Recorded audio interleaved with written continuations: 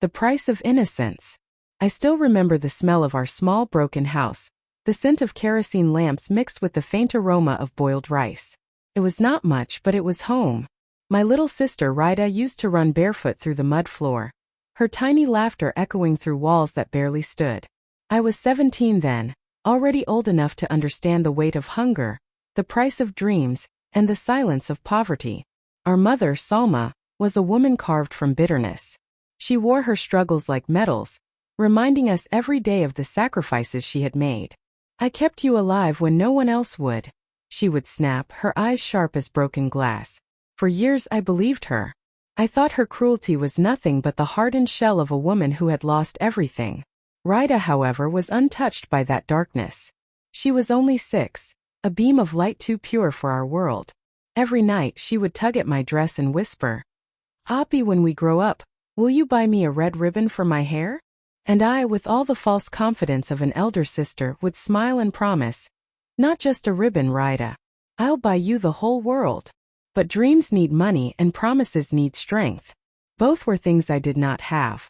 So when an offer came, work in another city as a housemaid with decent pay, I saw it as the first step to a better life.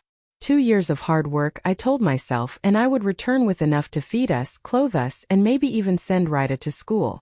The night I left, Rita clung to me like a shadow. Her little arms wrapped around my waist, refusing to let go. "Don't go, Appy," she cried, her voice breaking my heart. "What if you don't come back?" I knelt down, holding her face in my hands. Her cheeks were wet, her eyes wide with fear. "Rita," I whispered, forcing my voice not to tremble, "I will always come back. Always. I am doing this for you." I kissed her forehead, swallowing my tears.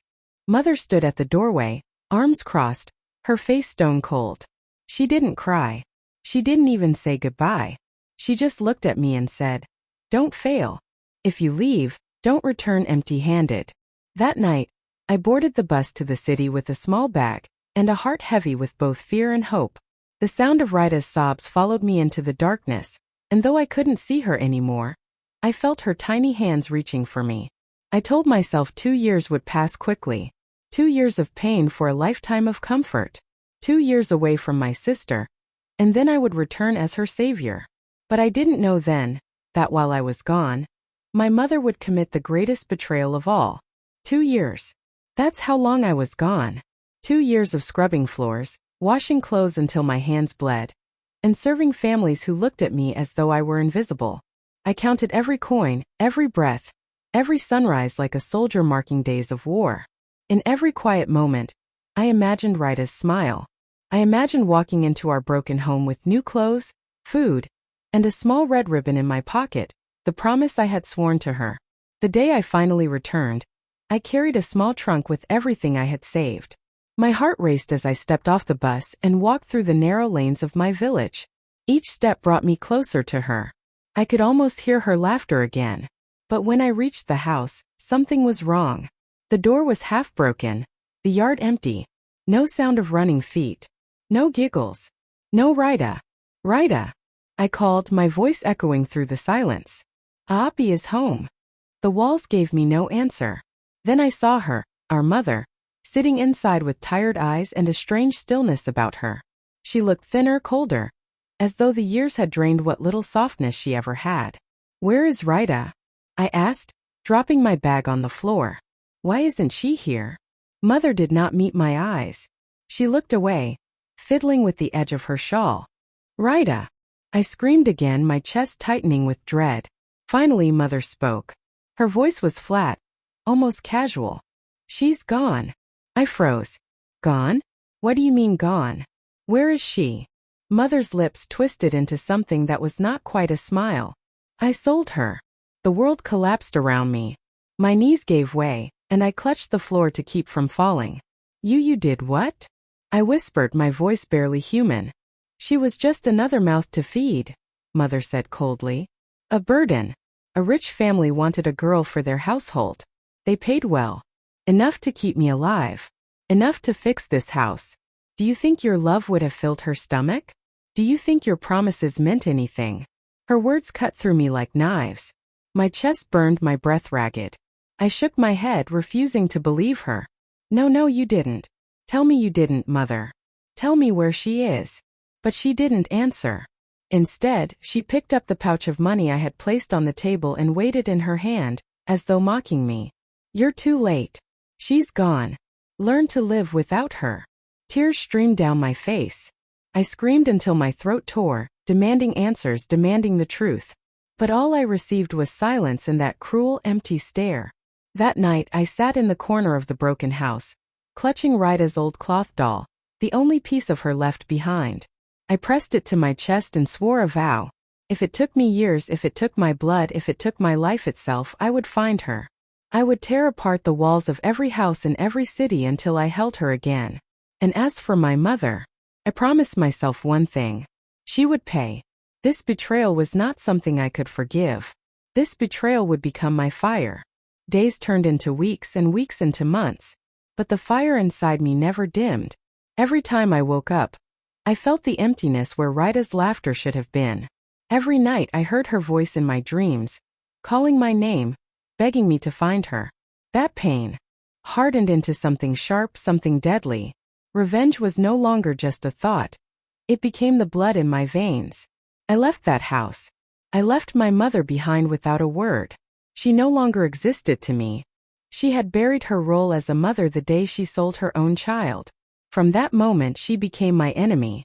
But I was only a girl, weak, powerless, and poor. And the ones who took my sister were rich, cruel, and untouchable. I could not fight them with tears. I had to become something else. Stronger, smarter, unstoppable. So I worked. I took every job I could find. Cleaning, cooking, laboring in factories, carrying loads twice my weight. My hands blistered, my back broke, but I didn't stop. Every coin I earned was hidden away in a secret box. Not for survival. For war. Along the way I learned. I watched how the wealthy lived. How they hid their sins behind walls of gold. I studied the men and women who moved in the shadows. Traitors, smugglers, informants. I learned how to listen without being seen, how to fight without being caught. One man, an old factory guard, noticed my fire. He was a bitter man broken by life, but he taught me things no girl was supposed to know. How to throw a punch. How to use a knife. How to see weakness in others. He laughed at me at first, called me foolish for chasing ghosts. But one night when I told him my story, his laughter died. He simply said, "Then you'll need to be stronger than everyone who betrayed you." And I was. For 2 years I lived like that, working by day, training by night. Saving money, building courage, sharpening myself into a weapon. I began to create contacts in the underworld, people who owed me favors, people who whispered secrets for a price. Then one evening I found it. The first thread of truth. Through a drunk merchant I learned that a girl, small with bright eyes and a scar on her hand, was living as a servant in a wealthy household far from my village. My heart stopped. That had to be Rita. I trembled with rage. My sister was not dead. She was alive. But she was in chains, working for strangers, while the woman who gave birth to us lived freely with the blood money she had taken. That night I made another vow. No more waiting. No more silence. I would find my sister. I would destroy anyone who stood in my way. And when the time came, my mother would learn what betrayal truly felt like. This was no longer just a rescue. This was war. The night I learned Rita was alive, something inside me shifted. For years I had lived with nothing but pain and rage, but now I had direction. A target. The wealthy family who had bought her lived 3 towns away, in a mansion surrounded by high walls and iron gates.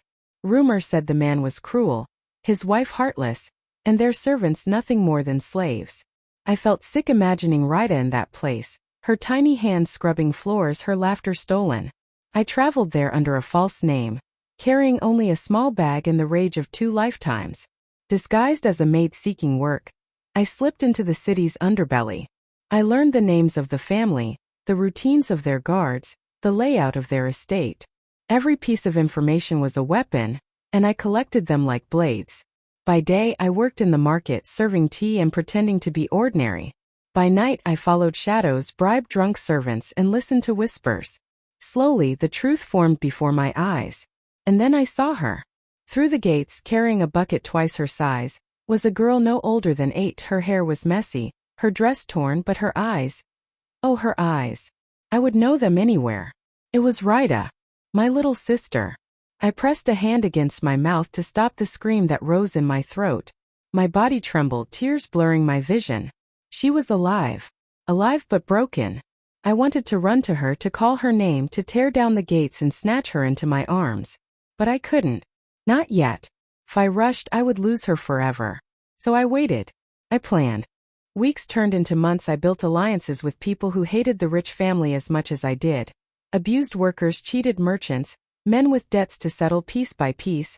I created a small army of the forgotten, all willing to strike for a price or for revenge of their own. And in the quiet moments I prepared Rita's escape. I watched her routine, the times she was alone, the nights she was left hungry in the servant quarters. I smuggled in food, little gifts, scraps of hope that she never knew were from me. But as my plan grew, so did my fury. Because in every step I took, I remembered who had sold her. My own mother. The woman who should have protected her. I realized then, this revenge would not be complete with just rescuing Rita. No. I wanted more. I wanted the world to know what my mother had done. I wanted her to feel the shame she had thrown on us, multiplied 1,000 times. The night finally came. The city sky was dark, the air thick with rain. My allies were ready, my knives sharp. I stood at the gates of the mansion, my heart pounding like war drums. This was not just a rescue mission.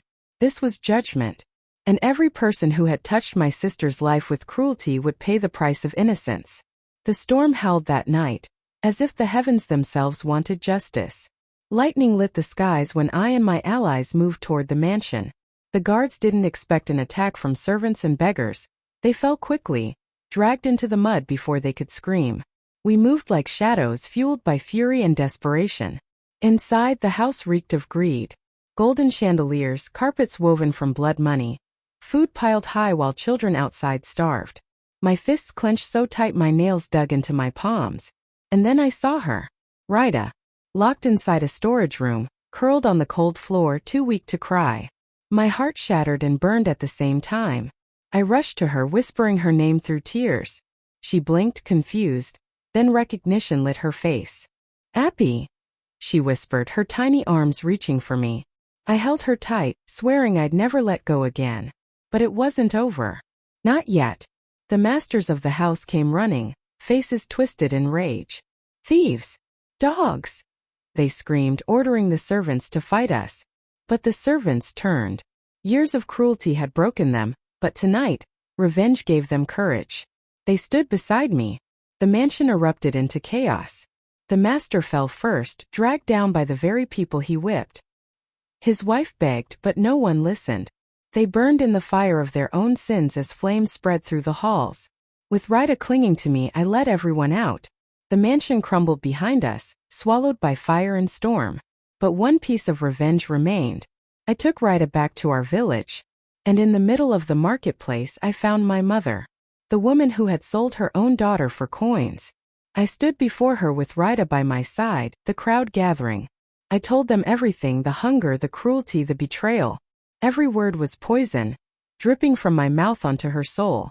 Faces turned. Whispers rose. Disgust burned in their eyes. My mother's head dropped, her body trembling under the weight of her own shame. No one would ever look at her as a mother again. That was my final strike. Not death, something worse. Living with the eternal curse of being the woman who sold her own child. I walked away with Rita's hand in mine. The storm had passed. The sun rose, warm and golden, touching her innocent face. For the first time in years I breathed freely. Justice wasn't perfect. Scars would always remain. But Rita was safe. We were together. And the world had seen the price of innocence.